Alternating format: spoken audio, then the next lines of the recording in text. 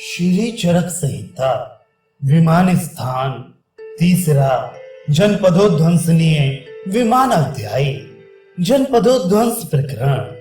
अब इसके बाद जनपद उध्वंसनीय विमान की व्याख्या की जाएगी।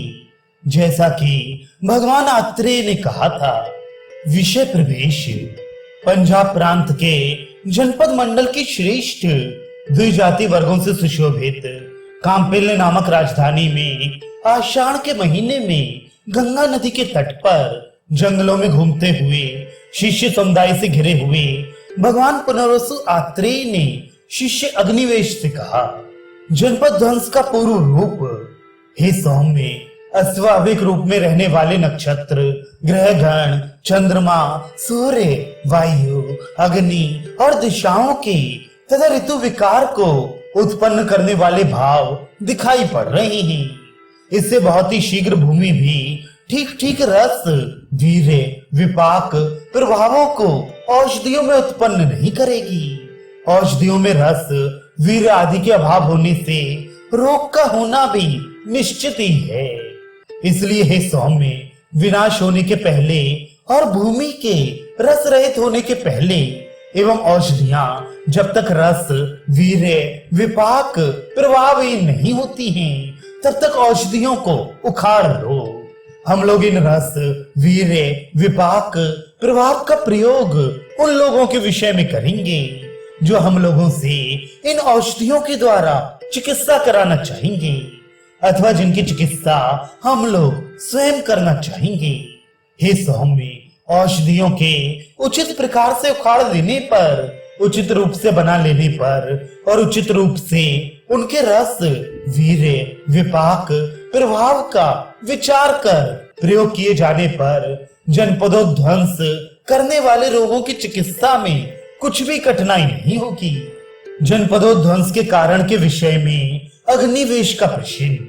इस प्रकार कहने वाले भगवान आत्रेय से अग्निवेश ने कहा कि हे भगवान, औषध उखाड़ ली गई, ठीक रूप में बनाई गई और ठीक तरह सोच विचार कर प्रयोग में भी लाई गई, परंतु एक ही समय में भिन्न भिन्न प्रकृति, आहार, देह, बल, सात्म्य, मन और आयु के मनुष्यों का जनपदोध्वंस, नाश एक ही व्याधि से कैसे होता है?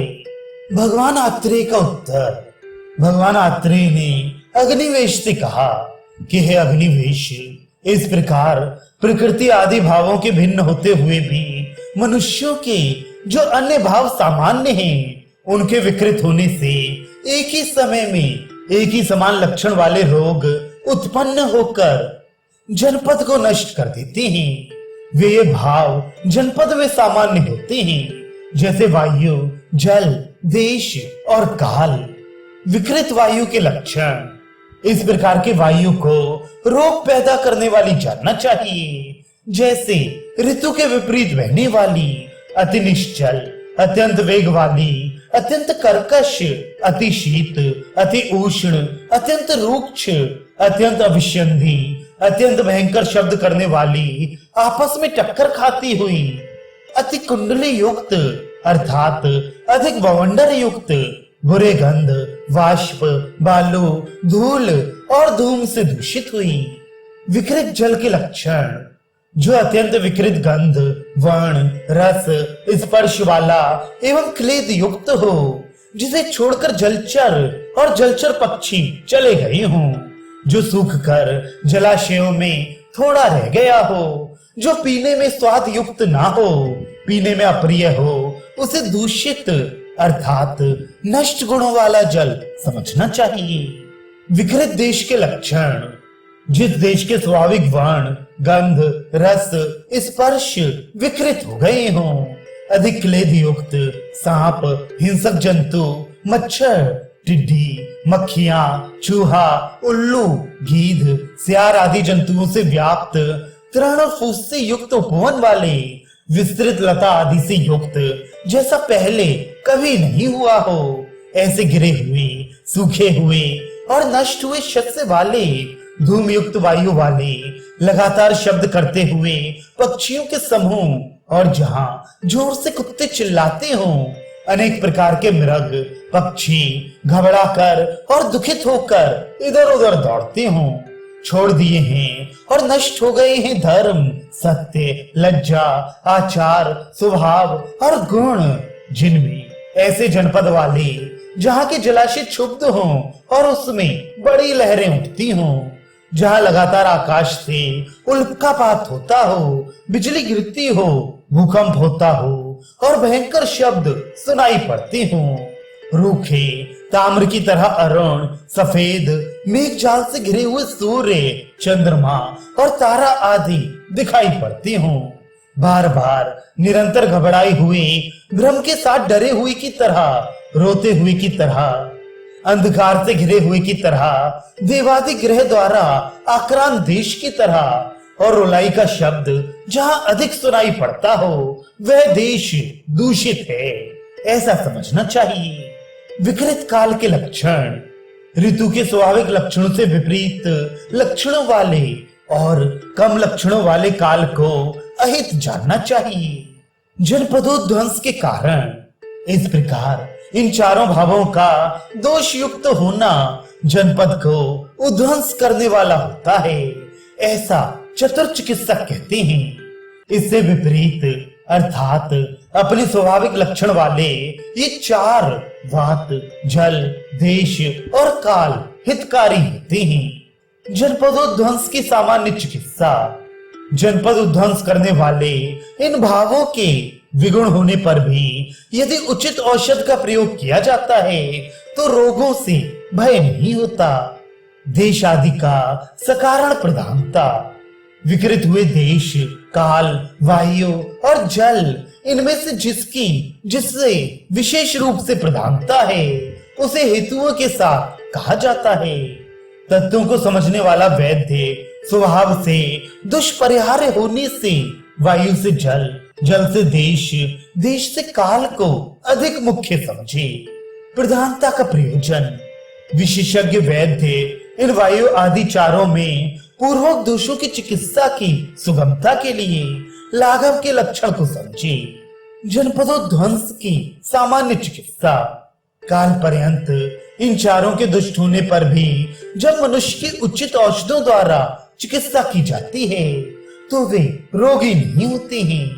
रोग उत्पन्न होने पर जिन मनुष्यों में मृत्युजनक दैव की समानता नहीं है और ना मृत्युजनक कर्म की ही समानता है तो उन लोगों के लिए पंचविध कर्म वमन, विरेचन, आस्थापन, अनुवासन और शिरोविरेचन उत्तम औषधि कही जाती है। उस समय विधि पूर्वक रसायनों का प्रयोग करना भी अच्छा होता है। जनपदोध्वंस के कारण भूतवाद आदि चारों भावों के दूषित होने पर पहले से उखाड़ी हुई औषधियों का प्रयोग शरीर रक्षा के लिए उत्तम होता है। सत्य बोलना, जीव मात्र पर दया, दान, बलि और देवताओं की पूजा, सद्व्रत का पालन, शांति रखना और अपने शरीर की रक्षा, कल्याणकारी गांवों और नगरों का सेवन, ब्रह्मचर्य का पालन, ब्रह्मचारियों की सेवा करना, धर्मशास्त्र की कथा और जितेंद्रिय महर्षियों की सेवा, सात्विक, धार्मिक और वृद्धों द्वारा प्रशंसित पुरुषों के साथ सदा बैठना। इस प्रकार ये सब उस भयंकर काल में जिन मनुष्यों का मृत्यु काल अनिश्चित है उनकी आयु की रक्षा करने वाली औषधियां कही गई हैं। वात आदि के विकृत होने में कारण इस प्रकार भगवान आत्रेय से कहे हुए जनपदोध्वंस के कारणों को सुनकर अग्निवेश ने फिर भी भगवान आत्रेय से कहा, हे भगवान, इन वायु आदि की विकृति किस कारण से उत्पन्न होती है जिससे विकृत होकर वे जनपद का नाश करते हैं। वात आदि की विकृति का मूल कारण अधर्म। भगवान आत्रेय ने अग्निवेश से कहा कि हे अग्निवेश, वायु आदि सबकी जो विकृति होती है उसका मूल अधर्म होता है या उसका मूल पूर्व जन्म में किए हुए बुरे कर्म हैं। उन दोनों की उत्पत्ति कारण प्रज्ञा अपराध ही होता है। जैसे जब देश, नगर, निगम और जनपद के प्रधान धर्म का त्याग कर अधर्म से प्रजाओं के साथ व्यवहार करते हैं तब उस प्रधान के आश्रित और उपाश्रित नगर और गांव के लोग या व्यापार के द्वारा जीवन निर्वाह करने वाले उस अधर्म को अधिक बढ़ाते हैं और तब वह अधर्म बढ़कर सहसा धर्म को द्रोहित कर देता है। उसके बाद लुप्त धर्म वाले वे देवताओं से भी छोड़ दिए जाते हैं। उसी प्रकार लुप्त धर्म वाले अधर्म की प्रधानता वाले देवताओं का त्याग करने वाले उन ग्राम नगरों में ऋतुएं बिगड़ जाती हैं, जिसे इंद्र उचित समय से जल नहीं बरसाते या बिल्कुल जल नहीं बरसाते या विकृत रूप में बरसाते हैं। वायु उचित रूप से नहीं बहती, पृथ्वी विकृत हो जाती है, जल सूख जाता है, औषधियां अपने स्वाभाविक गुणों को छोड़कर बिगड़ जाती हैं। इसके बाद स्पर्श और खाद्य पदार्थों के दोष से जनपद नष्ट हो जाते हैं। युद्ध में मृत्यु भी अधर्म मूलक है। उसी प्रकार युद्धों में शस्त्र और अस्त्र से होने वाले जनपदों ध्वंस का भी कारण अधर्म ही है। जैसे जिन व्यक्तियों में अधिक रूप से लोभ, क्रोध, मोह और अहंकार बढ़ गया है, वे दुर्बल व्यक्तियों को दबाकर अपने भाई बंधु और दूसरों के नाश के लिए शस्त्रों से परस्पर लड़ते हैं या दूसरों पर आक्रमण करते हैं या दूसरे लोग उन पर आक्रमण करते हैं। भूत आदि आक्रमण भी अधर्म मूलक है। उस अधर्म या अन्य किसी अपवित्रता आदि अपचार को प्राप्त कर राक्षस आदि से या नाना प्रकार के भूत प्रेतों के समूह से वे जनपद आदि मारे जाते हैं। श्राप भी अधर्म मूलक है। इस प्रकार अभिश्राप से उत्पन्न होने वाले जनपदों ध्वंस का भी कारण अधर्म ही होता है। जिनका धर्म लुप्त हो गया है, जो धर्म से हीन हो गए हैं, वे गुरु, वृद्ध, सिद्ध, ऋषि और पूज्यों का तिरस्कार कर अहित आचरण करते हैं। उससे अनेक पुरुषों के कुल के विनाश के लिए गुरु, वृद्ध आदि से श्राप दिए जाने पर वे प्रजाएं शीघ्र ही भस्म हो जाती हैं और दूसरे नियत पुरुष श्राप रूपी कारण को प्राप्त कर अनियत नाश को प्राप्त होते हैं। आदि युग में अधर्म मूलक लोभ की उत्पत्ति। प्राचीन काल में अधर्म के बिना रोग की उत्पत्ति किसी दूसरे कारण से नहीं होती थी। कृत युग में मनुष्य देवताओं के समान ओज वाले, अति निर्मल, प्रभावशाली एवं देव ऋषि, धर्म, यज्ञ, विधि एवं विधान को प्रत्यक्ष रखने वाले, पर्वत की तरह संगठित एवं दृढ़ शरीर वाले, प्रसन्न वर्ण एवं इंद्रिय वाले, वायु की तरह बल, वेग एवं पराक्रम वाले, सुंदर नितंब वाले, सुंदर आकृति, शारीरिक गठन, प्रसन्नता और पुष्टि वाले, सत्य, सरलता, अक्रूरता, दान, दम, नियम, तप, उपवास, ब्रह्मचर्य, व्रत परायण, भय, राग, द्वेष, मोह, लोभ, क्रोध, शोक, मान, रोग, निंद्रा, तंद्रा, श्रम, किल्म, आलस्य एवं परिग्रह से रहित तथा लंबी आयु वाले होते थे। कृतयुग के आरंभ में पृथ्वी आदि के सर्व गुण युक्त होने के कारण उदार मन, गुण और कर्म वाले पुरुषों के लिए अचिंत्य रस, वीर्य, विपाक, प्रभाव एवं गुण युक्त शस्य अर्थात धान्य, जौ, गेहूं आदि उत्पन्न होती थी। कृतयुग के कुछ समय बीतने पर कुछ धनी लोग अधिक भोजन करने लगे। उससे शरीर में भारीपन आ गया।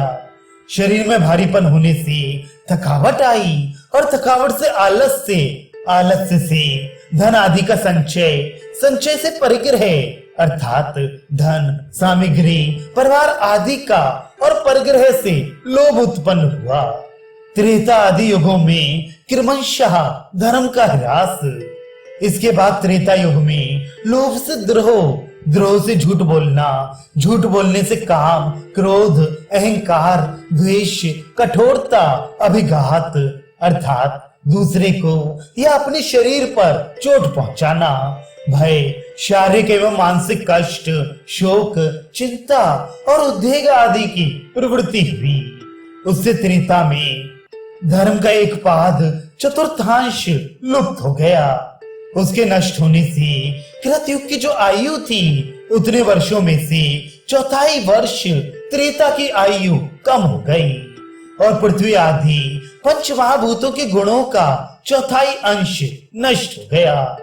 उन पंच महाभूतों के गुणों के नष्ट होने से शस्यों में से स्निग्धता, निर्मलता, रस, वीर्य, विपाक और प्रभाव में भी चौथाई रूप से कमी हो गई। तब वे कम हुए चतुर्थांश गुण वाले आहार विहारों से पहले की तरह पालित न होती हुई अग्नि और वायु से युक्त हुई प्रजा के शरीर पहले ज्वर आदि व्याधियों से आक्रांत हो गए और प्राणियों की आयु में क्रमशः ह्रास होने लगा। युगानुसार धर्म और आयु में क्रमशः ह्रास। प्रत्येक युग में इसी क्रम से धर्म का एक एक पाद कम होता जाता है और पंच महाभूतों के गुणों में से भी एक एक पाद न्यून होता जाता है। धीरे धीरे एक एक पाद के नष्ट होने से संसार का प्रलय हो जाता है। जिस युग में मनुष्यों की या प्राणी मात्र की जितनी आयु बताई गई है उसमें उस युग का 100वां हिस्सा समाप्त होने पर मनुष्य की आयु 1 वर्ष कम हो जाती है। इस प्रकार रोगों की प्रथम उत्पत्ति का कारण बताया गया है।